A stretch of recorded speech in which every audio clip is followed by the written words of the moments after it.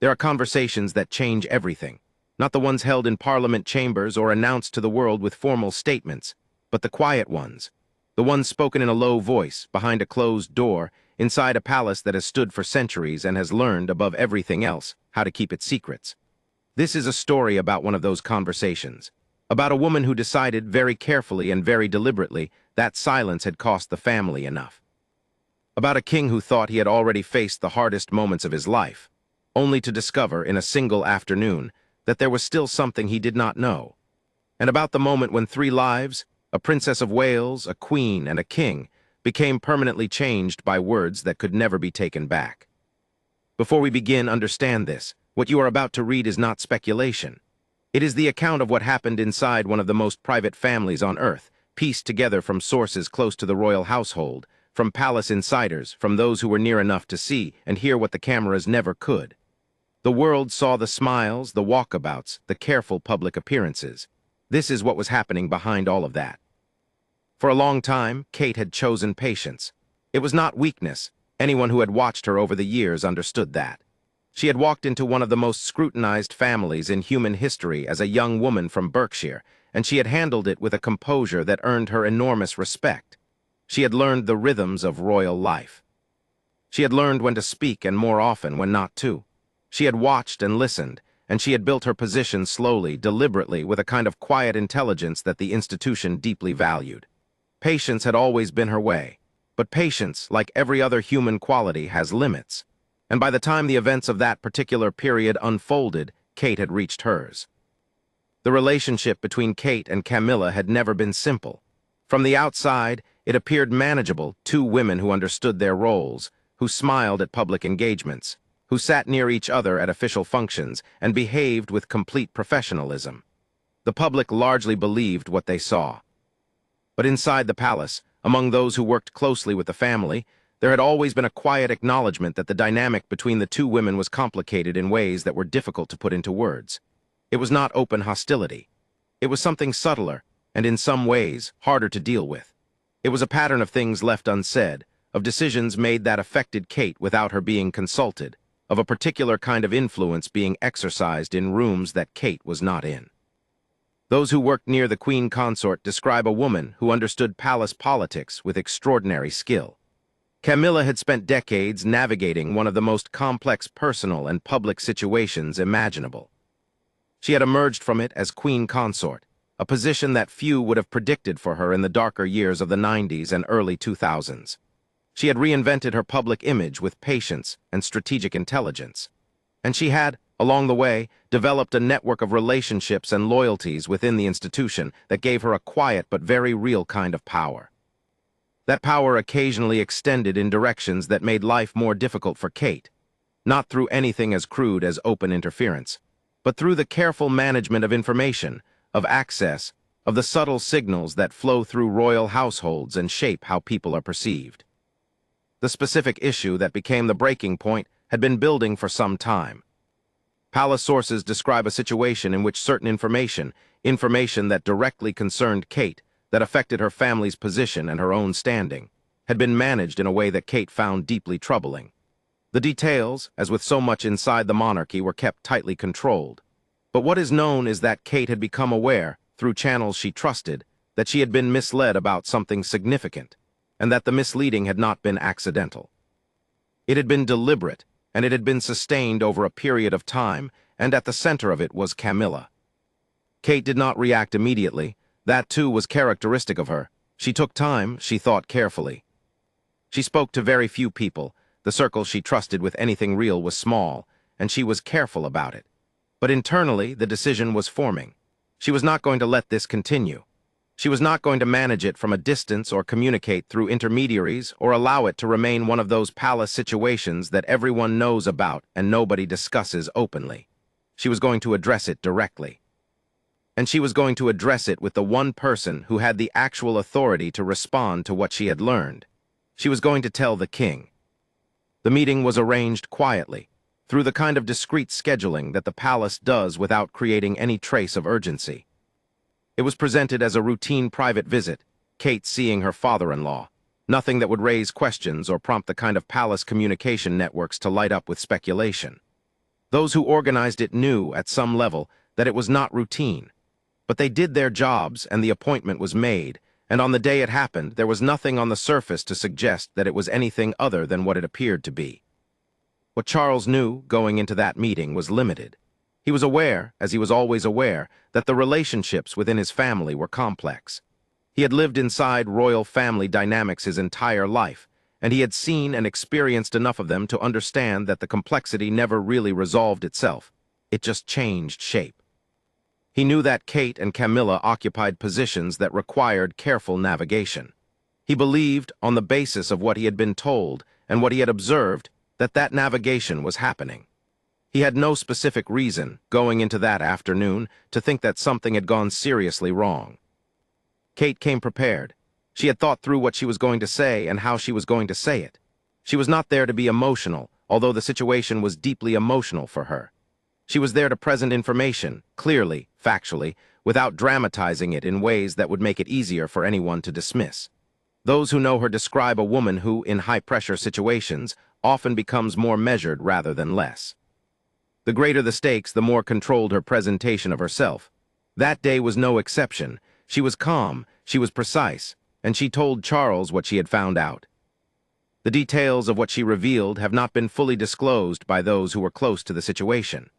The palace, as always, does not confirm the specifics of private conversations between members of the family, but multiple sources describe the content as being significantly more serious than anything Charles had expected to hear. It was not a complaint about a social slight or a disagreement over protocol.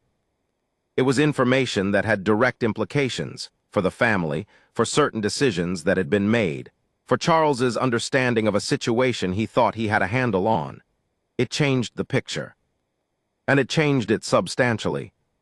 Charles listened. He is, by most accounts of those who know him well, a better listener than his public image sometimes suggests. He does not always respond in the moment. He tends to process internally, to sit with things, to consider rather than react. That instinct served him in some ways during that conversation, because what Kate was telling him required him to absorb it before he could respond to it. So he listened. He asked some questions, careful ones, the questions of a man trying to understand the full shape of something rather than simply confirm what he had already suspected. Kate answered them, and as the conversation continued, something in his demeanor shifted. Those who have seen Charles in moments of genuine personal distress describe a particular quality to it, a stillness that is different from his usual composed stillness, a kind of quiet that feels weighted, like something is being held rather than released. People who observed him in the aftermath of Princess Diana's death describe it. People who were near him in the difficult period when his personal life became publicly exposed in the 90s describe it. It is not outward grief so much as an inward absorbing of something that changes the landscape of how things are understood. That quality was present during the conversation with Kate. And at a certain point, according to those who had peripheral awareness of what was happening, it became visible enough that it could not be missed. Charles, by the accounts of those close to the household, did not hold his composure entirely. There was a moment, not a dramatic breakdown, not anything that could be described as losing control, but a moment when the emotion that he was working to contain became visible on his face and in his eyes in a way that he did not fully manage to suppress. Decades of royal training make the outward presentation of feeling something that members of the family become very skilled at controlling. But there are situations that override the training, situations where something is simply too much for the discipline to hold in place entirely. This was one of them. Not because Charles is a weak man. Those who know him describe someone of genuine resilience who has been through extraordinary personal and public difficulty. But because what Kate had told him was something that, at its core, was a betrayal. And betrayal, even for a king, is something the body and the face respond to before the mind can fully intervene. After Kate left, Charles sat with what he had been told. The palace moved around him in its usual way, staff at their stations, the quiet machinery of royal life continuing to function as it always does, regardless of what is happening in any individual room at any individual moment. But inside that function, something had shifted. A conversation had taken place that was now part of the history of the family, whether it would ever be publicly acknowledged or not. Charles had to decide how to respond, what he would do with what he now knew, how he would address it, and whether and when and how directly. The response, when it came, did not take the form of a public statement or a dramatic confrontation. It rarely does within the monarchy. The institution resolves its internal crises through channels that are largely invisible to the outside world. What is known is that Camilla became aware that Charles had been informed of something.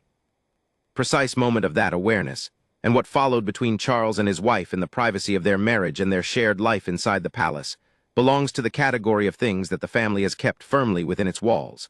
But those walls, as this story demonstrates, are not entirely impermeable. And the sense among those who were close to the situation was that the dynamic between all three of them, Kate, Charles, Camilla, had been altered, not destroyed, not irrevocably broken, but changed. And change, inside an institution as resistant to it as the British monarchy, is never small. For Kate, the period that followed was not easy. She had done what she believed was necessary. She believed in the family, not just as an institution, but as the people within it, the actual human relationships that existed beneath all the formality and the protocol and the public-facing perfection. She had acted because she believed those relationships deserved honesty. But honesty in a family as complex and as scrutinized as this one has consequences that ripple outward in ways that are hard to predict and harder to control. She managed those consequences with the same quiet steadiness she had brought to every other challenge of her royal life. She continued her public duties. She continued to present herself with warmth and competence at every engagement. She continued, as she always had, to give the institution everything it required of her. But those who were near her in the private spaces of that period described someone who was carrying something. Not broken by it, Kate is not someone who breaks easily, and those who know her understand that her composure is not a performance, but a genuine characteristic of who she is. But she was carrying the weight of having done a hard thing, and of not knowing fully what its consequences would be, and of continuing to exist inside a situation where the consequences were still unfolding. That weight, for someone who had always managed the private and the public with such precision, was real, and it was visible to those who knew what to look for. Charles, in the months that followed, gave certain signals. The people who study him closely, who watch the micro-expressions, the small choices in how he allocates his time and his attention and his trust, notice things. A particular warmth in how he engaged with Kate at certain joint appearances. A quality of attention that went beyond the standard requirements of the occasion. Whether this was conscious or unconscious, whether he was in some way acknowledging something is impossible to say with certainty, but it was noticed. And it was remarked upon, quietly, by the people who notice such things. The monarchy continues. It always does. The institution is old enough and has survived enough that it has developed a remarkable capacity to absorb disruption and continue functioning. Scandals, crises, ruptures of every imaginable kind have moved through it across its history, and it has kept going, adapting, recalibrating, presenting its unbroken face to the world while doing the private work of dealing with what has happened. This moment was one more instance of that.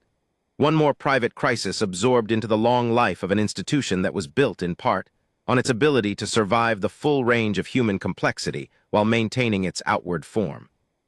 But those who understand it from the inside know that the private absorbing is not the same as the private not mattering. What happened between Kate and Charles in that room mattered. What Kate chose to do, and why she chose to do it, and what it cost her and what it revealed, all of that mattered. And in the way that things inside the monarchy tend to work, it will continue to matter in ways that may not become fully visible for years. The British royal family does not resolve its tensions quickly. It carries them, sometimes for generations. It wraps them in protocol and manages them through tradition and addresses them on timescales that the outside world rarely has the patience to track. But it does, eventually, address them. And the address, when it comes, changes something. Always.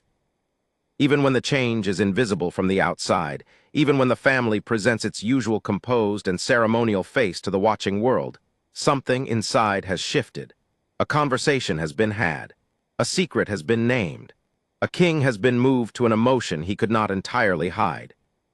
And a Princess of Wales, in choosing not to stay silent, has written herself into a chapter of the institution's private history that will not easily be unwritten. That is what courage looks like inside a palace. Not dramatic, not loud, not the kind of thing that gets celebrated or publicly acknowledged or rewarded with anything so simple as open gratitude. Just a woman sitting across from a king, telling him something true and living with what that truth sets in motion. The palace keeps its secrets, but sometimes one of its own decides to keep one less.